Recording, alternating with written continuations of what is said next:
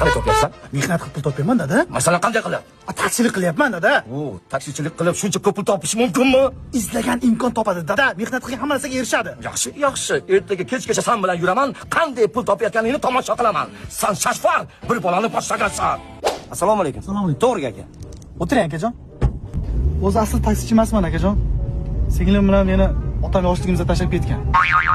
Singlimni uzatyapman yaqin 1 oydan keyin. Shunga mebelga, noxoroshiga pul yig'nayapman akajon. Ha, ancha qiynalib qolibsiz-da.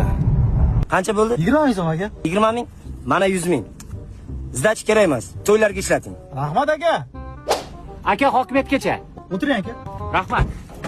O'zi asli taksichi emasman akajon. Dadamni pochkalarini almashtirishimiz kerak. Hindistonda katta pul so'rashyapti. Shunga tuni-kun mehnatdamiz akajon. Alloh shifo beradi aka.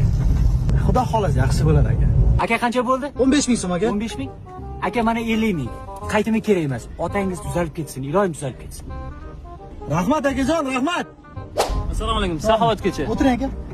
O'zi asli taksichi emasman akajon. Otamni yerga ko'mganimizga 1 oy bo'ldi. Unga marakalarga pul yig'ib yurman-da aka. Alloh rahmat qilsin. Otam rahmatli, yaxshi inson edi. Nech pul bo'ldi? 30 ming aka. Mana 100 ming. Otangizni marakalarga ishlatasiz. Rahmat akajon. Rahmat. Sabr bersin. Dada, nima qilyapsiz dada? Ko'mib tashlamoqchiman. Nima qildim dada? G'alatiroq emasmisan? Sen rohib mehr emasmisan? Nega bunaqangi harom pul topasan o'g'lim? Harom emas-ku, halol-ku dada.